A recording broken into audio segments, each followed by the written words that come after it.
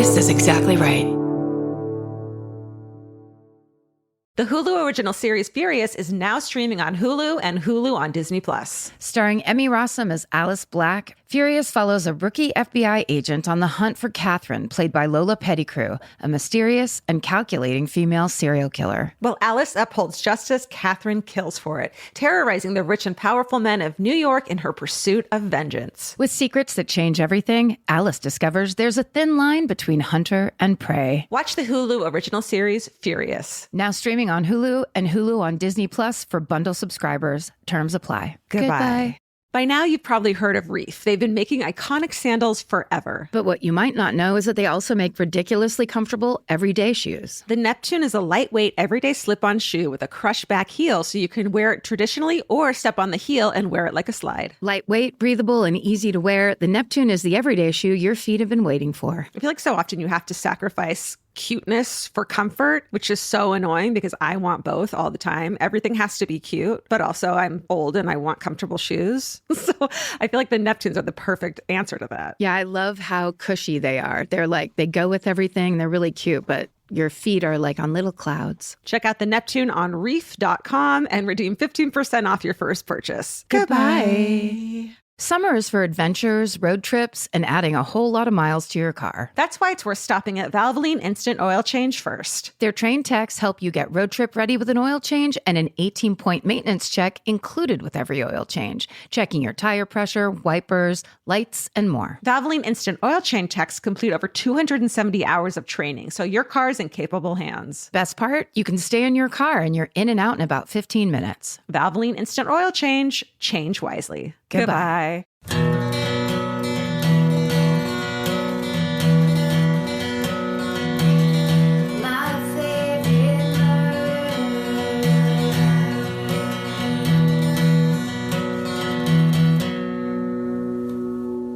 Hello. And welcome To My Favorite Murder. the Minisode. Hi, here it is. Here it is, small in a container, delivered to your ears. You want to go first? Sure. So this is coming out April 28th. Mm-hmm. So an important day for you? Well, the month of April is actually an important memorial, which I did not remember.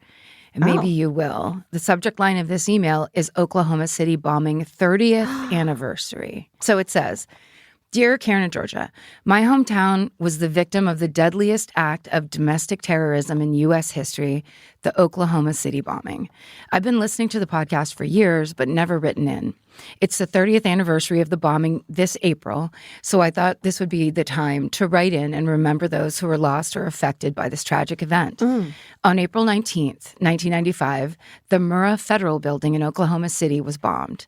This resulted in the deaths of 168 people, including 19 children, and over 600 were injured. The building housed agencies like ATF, U.S. Secret Service, and U.S. military recruiting, a credit union, and many others, as well as a daycare.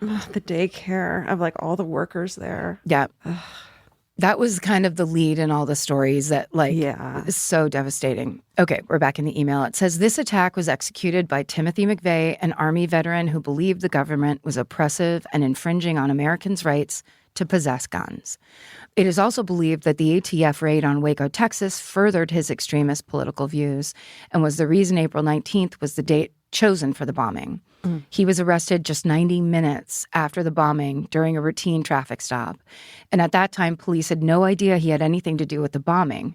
While still in custody, it was discovered that he was involved. McVeigh was executed by lethal injection on June 11th, 2001. Terry Nichols, his main co-conspirator, is serving life in prison without the possibility of parole. I have many friends whose families were affected, as I was born just a year after the incident, and any Oklahoman you talk to will likely have a story. I have two personal connections through my mom. She worked for Pat Ryan for many years, the former U.S. attorney in the prosecution and conviction of McVeigh. She has also worked for an attorney for 25 plus years whose son was one of the survivors of the daycare in the bombing. I realize a story of this magnitude needs more time, and I wish we could have read about some of the victims. But you can read about each victim on the Memorial Museum website, which is memorialmuseum.com. This is my hometown, and I hope you think of Oklahoma on April 19th and come visit us in our memorial someday. SSDGM K. Wow.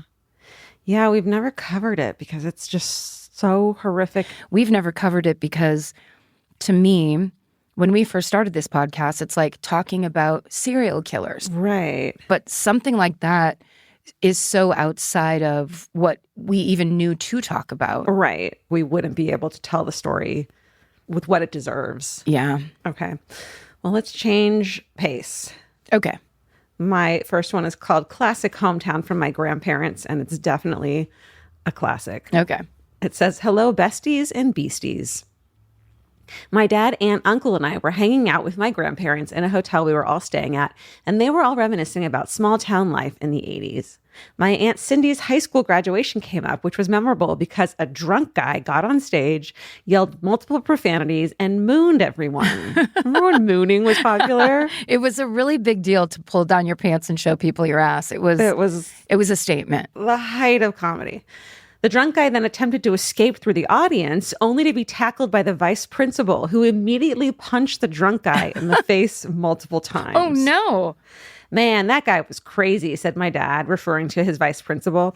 "If he wanted to punish us, he made us eat lunch with him. It worked because nobody wanted to be around him. He was so crazy, just really intense." That's when my grandma decided to defend him by saying, "He was a good vice principal. Killed a guy, but I loved him." What? After I got over the absurdity of that statement, I insisted that she tell me everything. Apparently, she liked him because he was really nice to the parent volunteers, like the time he cleaned up after a school dance by himself so my grandma could attend church on Sunday. Huh. Both my grandparents liked that he ran a tight ship and didn't suffer any, quote, idiots messing with his MO. And this says, I think this speaks to how type A my dad's side of the family is. A couple years after my Aunt Cindy's wild graduation, their beloved vice principal got promoted to become the principal of a different high school, where he clashed with the bureaucracy of the school district. One day, he walked out of a meeting with the superintendent and calmly told the secretaries to call the police because he had just shot the superintendent.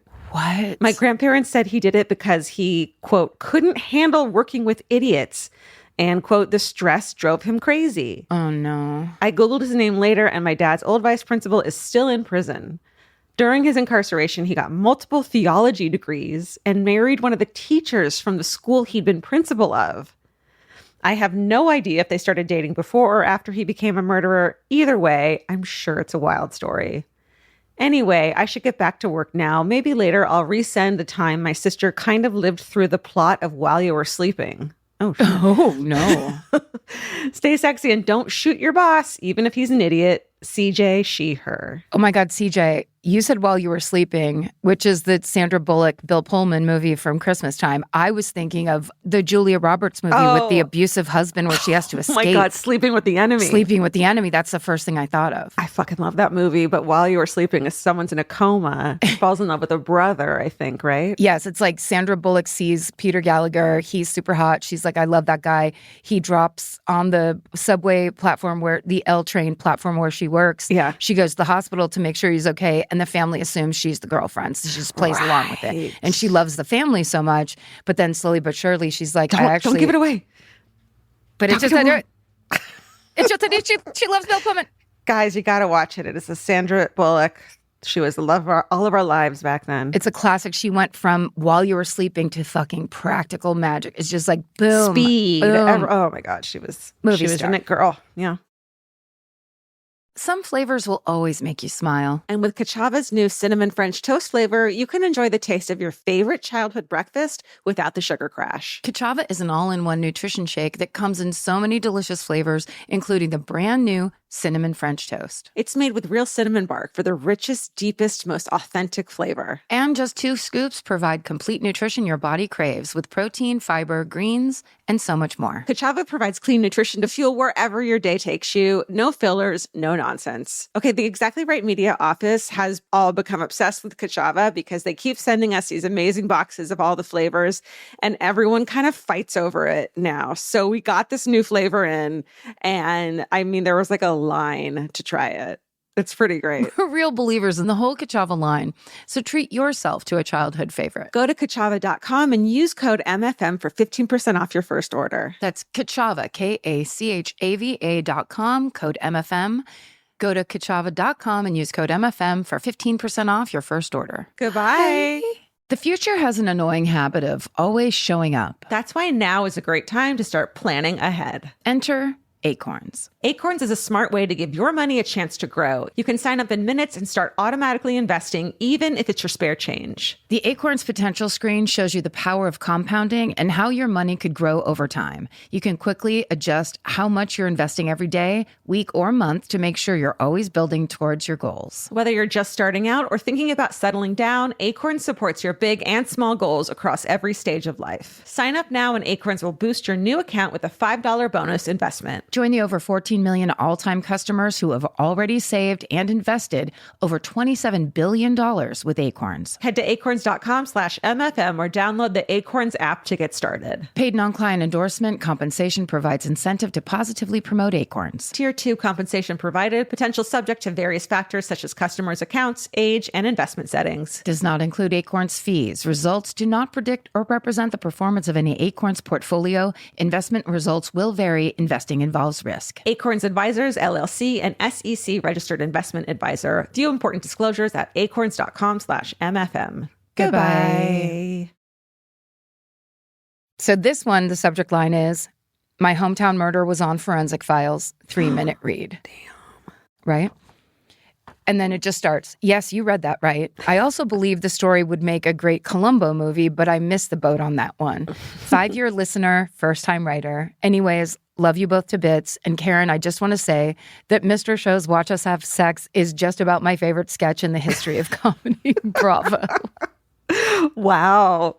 You should have seen how furious my dad was when he saw that sketch. You let him watch it? I think we were just watching the episode and then that one came on. It wasn't like I was in every sketch. So then I was like, I really wanted them to see me performing it. And he's like, what the hell are you doing down there? And I was like, I didn't think you'd take it literally. Anyway. Oh, you're Catholic. Shit. Yes, that's all not allowed. Okay. We're back in the email.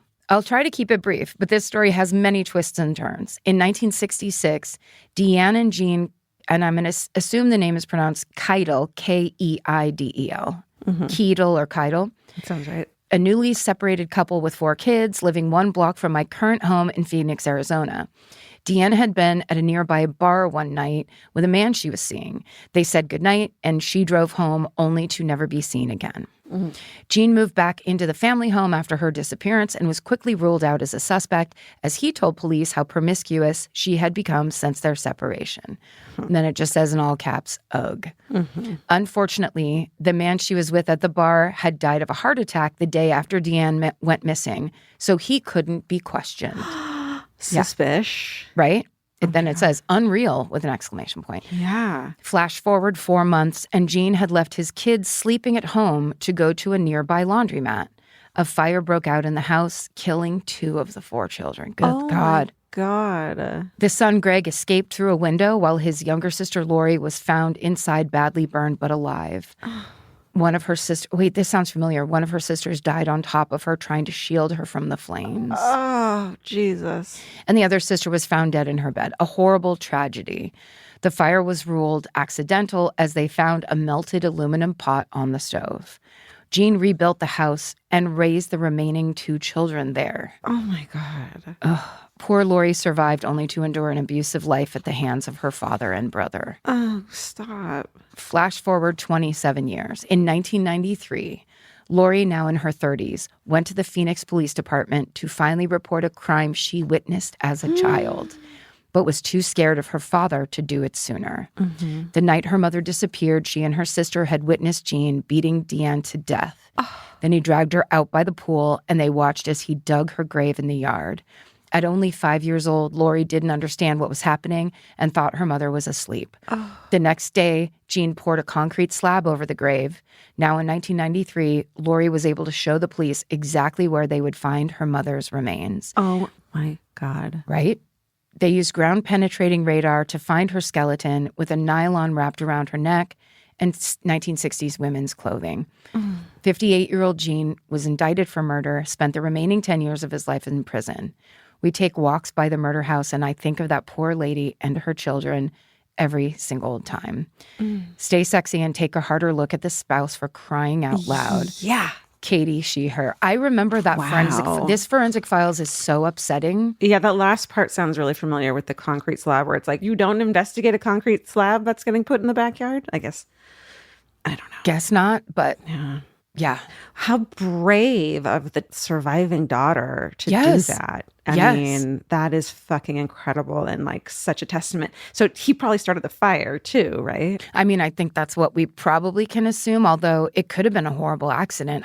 Who knows? Like, but then he had nothing to do with the heart attack, because that is like wild. That's almost like good luck for him, because they were like, oh, it must have been that guy. If anyone knows more than the 1993 forensics have told them to this point, it'd be fascinating. I'm sure we got a lot of Phoenix murderinos, right? Yeah, they might know. Wow. Good one.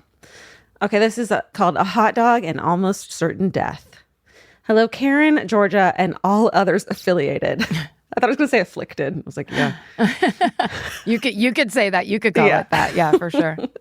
I was listening to a mini episode. I don't know which one, but hot dogs were yet again the main subject. Who are we? We don't know anymore. I started listening to you guys in 2020, and I've always wanted to write in, but I thought I had no stories. My life is pretty regular, so no surprise there. Well, listening to one of you tell a story about a hot dog, it finally clicked. I do have a story about that one time I almost died, hot dog in hand. The scene. 8-year-old me at my cousin's house, where my mom was very skeptical of sending me. She had an older set of twins that were always getting into trouble, specifically my male cousin. Think minor theft and harassment of the neighborhood children. Oh, no. On this day, because they were both going to be out, my mom wearily decided to let me go. So me and my cousin Alyssa and her friend all get ready to watch a movie, and of course we went to make a snack. The girls got popcorn ready and some honey buns from the cabinet. I chose a hot dog. What's up? Fast forward, the movie is on, the dog is in bun, and we are in the living room. One of them, I'm not sure who, gets spooked by the shadowy figure standing outside the window. Being the youngest, I thought they were just messing with me. So when they told me to go up to the window and look out, I wasn't scared, because I thought for sure this was a prank. I get my 8-year-old self off the couch, hot dog in hand, and go check out the front window. It's in that moment I'm staring face to face with a man dressed head to toe in black with his hood up. He starts yelling something. I turn around to look at them, and just like in a movie, I scream, "Run." We all trip over each other and scramble down the hallway to my cousin's room. One by one, we file underneath the bed like sardines. It's at that moment I realized I still had the hot dog in my hand. But before I could celebrate, the sound of someone pounding on the bedroom window from outside filled my ears. We all went silent as we slowly heard the window slide open and someone propped themselves up. My heart was beating so fast, I remember thinking, is this thing going to come out of my chest? Next thing you feel is someone fall onto the bed from the window. I see 2 feet on the floor and then 2 hands on the floor. The man looks at my cousin, screams, and then starts cracking up. It's at that moment that my cousin Alan starts yelling at Alyssa, freaking out that we didn't let him in the house. Oh, my God. It's the bad boy twin brother cousin. He needs to get in. It says, turns out he had gotten himself into a fight down the street at the park and ran home to hide from the people. Then this morning, when I was listening to Karen tell a story about a hot dog, I realized I have no idea what I did with that hot dog when I realized it was my cousin and could finally catch my breath. It's been under the bed all these years. That's right. They have since moved, and I wonder if when they did, they found the decrepit carcass of what was my hot dog. Fuck. Good thing those things don't mold, right? I don't think they can. They shouldn't. So SSDGM, and if you're breaking into your house, announce yourself so your little sister and cousins don't fear sudden death. And also keep a tight hold on your hot dog. Love, Kate. It's so funny to imagine like a little kid screaming like for their life and hiding while holding a hot dog. Because it's like, was she holding it like eating style where it was like up to her mouth, or was it sideways? Like what are we talking about? It's like a scared grip works for a hot dog. So it's not like it's out of the question to like keep hold of it, you know? A scared grip is perfect for a hot dog. That's right. Maybe basically that's what it is. That's why they have it every carnival. How do you eat a hot dog with a scared grip? It's got to be scared, whether you're camping, whether you're scared someone's just going to take it away from you. You're roller skating at the roller skating rink. Just no casual grip on a hot dog, please. No. First of all, someone could snatch it out of your hand and eat it themselves. Yeah. Or slap it out of your hand, which is the big thing that my cousins and sister love to do, is just if you're casually holding anything, slap it out of their hand. I hate it. And it's the funniest thing I've ever seen in my life at the same time. It's always funny. I know. I think I've seen your sister do that literally. I bet you have. I think I have. You've seen her slap the hot dog out of my hand.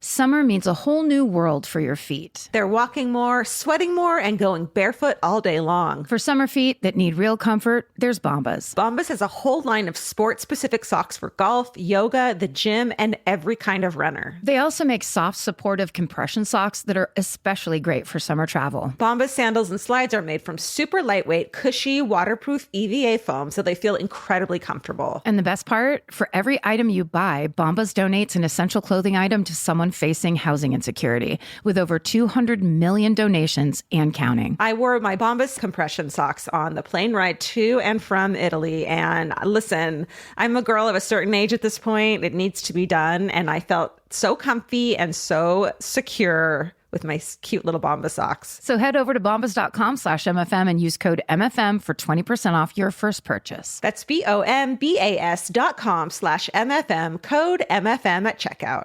Goodbye. This podcast is brought to you by Squarespace. Every successful small business starts with someone saying, I wonder if people would actually buy this. Squarespace gives you everything you need to find out. From consultations to events and experiences, you can showcase your skills with a customizable website designed to attract clients and grow your business. With Squarespace's collection of cutting-edge design tools, anyone can build a beautiful, professional online presence that perfectly fits their brand or business. Get paid on time with professional invoices and online payments. Plus, streamline your workflow with built-in appointment scheduling and email marketing tools. Head to squarespace.com/murder for a free trial. And when you're ready to launch, use offer code MURDER to save 10% off your first purchase of a website or domain. Goodbye. The subject line of this email is Great Grandma Beats Up Intruder. Okay. Great Grandma. Nice. Okay. It says, hello all, exactly right, folks. I've sent several stories, but fingers crossed you'll choose this as it's a favorite. My great-grandma, Grandma Marion, lived on her own till she was 88 years old. My Nana and Papa, her son and daughter-in-law, were always trying to convince her to move in with them so they could look after her, but she always insisted she was just fine on her own. Grandma Marion lived in a duplex, and down the street was a boarding house. It was a pretty quiet neighborhood for the most part. One day she was in her kitchen when she heard a noise. She walked into the living room to see the front door open and heard noise coming from her bedroom. She looked inside and saw a man crouched down and trying to unplug the phone from the wall jack. Good God. That is just like immediate sinister. Yes. This was an older house that had the heating vents along the wall with beautiful metal scrollwork covers. You know the type. Well, unfortunately for this guy, Grandma Marion was a badass bitch and wasn't about to wait and see what his intentions were. She hurried over, grabbed this man by the hair, and bashed his face multiple times into that beautiful scrollwork wall vent. Oh my God. Because she had the advantage because he was bent down looking at something else. Yeah. Oh, she just like fucking charged him. Oh, yes, Marion. He jumped up, ran out, and down the block. When the police showed up, they followed the blood trail to the boarding house and even right to his room. After this, she finally agreed to move in with Nana and Papa. Yeah. My God. My siblings and I were very lucky to have 3 wonderful grandparents in the same house, offering a safe place for us whenever we needed, which sadly was often. Grandma Marion inspired our love of reading by reading to us whenever we wanted. Oh, even if it was the same book over and over. When her eyesight got too bad, she would have us read to her. Thank you, ladies, for being such loving advocates of mental health and letting us share in your jokes, stories, and side stories. Stay sexy and make sure you get a good grip on the hair. Rachel. Oh, Grandma Marion. That's so badass because It's not like she walked in and he was like rifling through her jewelry box. Unplugging the phone is like premeditation to something else. Yes, it is. And she didn't even fucking scream or think twice. She fucking, that's what you can apologize later if it turns out it was a misunderstanding, right? You're in the house. It's too late. That's amazing. Okay, my last one's called Shitbag Sisters. It says, hello. I recently listened to a minisode where you asked for telephone stories, and I have a bunch about my sister and I from the days before caller ID. Side note, I was trying to think of the name y'all use for irresponsible / asshole-ish family members and had already typed shitbag sisters in the subject line before remembering trash dad / trash mom, or in this case, trash sisters. Was the phrase I was looking for. Shitbag fits as well, so it stays. It doesn't. It needs to be like, it's so perfectly more intense than normal for sisters. Yeah, shitbag sisters. Shitbag sisters. It says, anyway, on to the stories. Much like many feral children left to their own devices growing up in the late 80s, early 90s, my sister Jenny and I would often pick up the phone and keep ourselves busy by making prank calls when we were bored. In the days of the telephone book, we would pick people at random and create chaos with our calls. My God, we totally fucking did this. Yeah. One of our favorites was to call a person, tell them we were contacting them because they had recently made a purchase at Venture, a now defunct Midwest chain of department stores where everyone shopped, and tell them they had been chosen at random to receive a $50 gift certificate in a customer appreciation drawing. We even gave them instructions about going to the service desk to pick it up. I can only imagine the confusion we created in the store. I always hoped one day we would be in the store when someone came to claim their, quote, prize. Sometimes we would look for the couples listing in the phone book. For those who don't know, the white pages were residential listings with name, address, and phone numbers. Each year, the phone company would have you fill out how you wanted your listing to appear, and couples would sometimes choose to list both the husband and wife's name. For this particular one, we only called couples. If a man answered, we hung up. If a woman answered, we asked for the man. If she went to get the man on the phone, we hung up. The exact situation we were looking for was for the woman answering to take a message. The message was, quote, could you please let him know that Roxy called and I left my bra in his car yesterday? No. Oh, no. Wait, it says, I sometimes wonder if we destroyed any marriages, but I'm sure we sounded like kids making prank calls, complete with teen giggling in the background. I hope so. God, we were shitbags. We also found a man named Kermit who we would call at random ribbit and hang up. The phone book, the power of the phone book. Oh, you could just it was like a diary of everyone. You knew everything about people. Yes. You could just fuck with them. Did you ever look up your own name in the phone book as a kid? Oh, yeah. Oh, my God. We're famous. Yeah. We were enlisted because my mom worked at a psychiatric hospital. Right. So we couldn't be we weren't allowed to be in the phone book. That makes absolute sense. Okay, our piece de resistance came when I got a phone in my room at 13. For the record, it was a corded, see-through phone. I had this that had multicolor inner workings. And It says, I know one of you had one. I fucking totally did. I wanted that. My sister got a pink and white phone that was one of the most gorgeous pieces of technology I'd ever seen because it was not a normal-looking phone. It was kind of like wide-based and it was very stylized.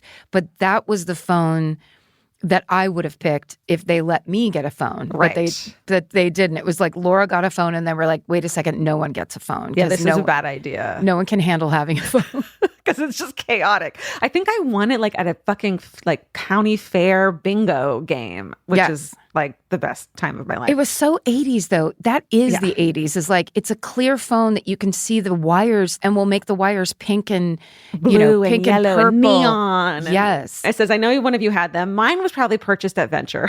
I had 2 windows in my room, one overlooking the backyard and one that had a view into our neighbor's kitchen.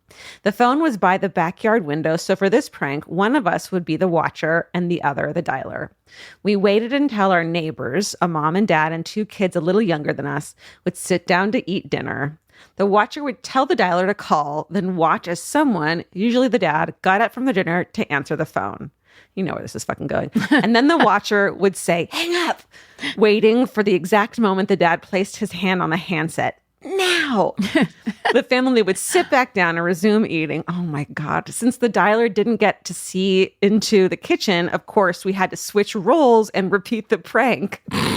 We did this prank on and off for years. Oh my fucking God. Insane. So total shitbag. This is shitbag behavior. This is true shitbag behavior. These are the kinds of stories I think of when I hear people complain about kids today wasting time on their phones and gaming systems, saying things like, we didn't have these electronics growing up. We made our own fun and found ways to entertain ourselves. We sure did. Yeah. Shitbag entertainment that may have led to retail chaos, divorce, rivets, and cold dinners. Sigh. What is wrong with us? Everything. We were abandoned. Why wouldn't they pay attention to us? Welcome. Stay sexy and don't even bother trying to answer the phone at dinner. Jessie, she, her. And thank you, Jessie, because now we need shitbag entertainment stories. Please. Shitbag entertainment. Like, what did you do that now you're like, you would fucking have throttled yourself for back then? To pass the time. For example, Andy Withington, my next door neighbor, and I filling our mom's old purses with shit and putting them in the middle of the road and waiting for a car to drive by. Literal shit? Literal cow shit. Go out into a field, fill a normal looking purse. What? I would be like, Mom, do you want this purse? And she's like, no, you can have it. Oh, I was thinking it was like purses they were currently using with all their stuff in it. No. It would be an old purse. You get your mom to give you an old purse. Yeah. Go into the field, put a bunch of cow shit, like sometimes like dried up big old cow pies. Yeah. Fill it up, put it in the center of our street, Eastman Lane, that no one ever went down. It literally was a car every 2 hours. Yeah. And then we would climb a tree and wait. Usually what would happen is the car would stop. They'd pick up the purse. Yeah. They'd drive about 50 feet and then slam on the brakes and swear. And sometimes they would reverse and go, where the hell are you? Whatever. Oh my God. Hilarious. The whole point was just for them to stop and pick it up. Exactly. That's amazing. And just be near some shit. And actually, now that I'm giving this example, it is a literal example of shitbag behavior. It is. Oh my God. It is shitbag behavior.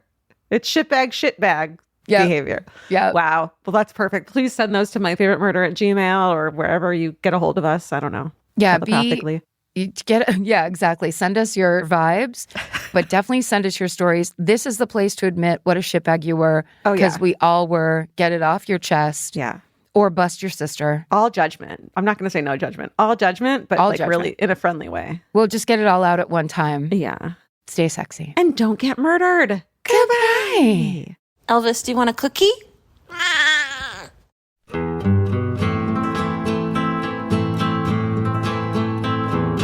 This has been an Exactly Right production. Our senior producers are Alejandra Keck and Molly Smith. Our editor is Aristotle Acevedo. This episode was mixed by Liana Squilacci. Email your hometowns to myfavoritemurder@gmail.com. And follow the show on Instagram at myfavoritemurder. Listen to My Favorite Murder on the iHeartRadio app, Apple Podcasts, or wherever you get your podcasts. And now you can watch us on Exactly Right's YouTube page. And while you're there, please like and subscribe. Goodbye. Goodbye.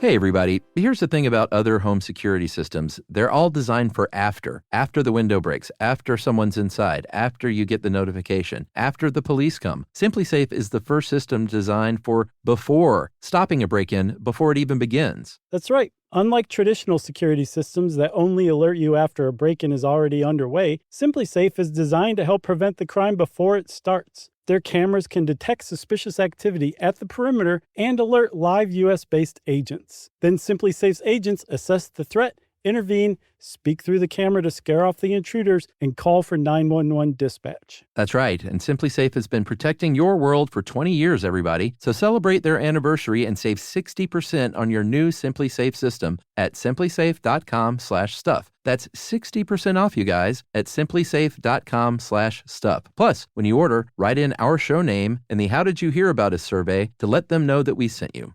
Don't forget, there's no safe like SimpliSafe.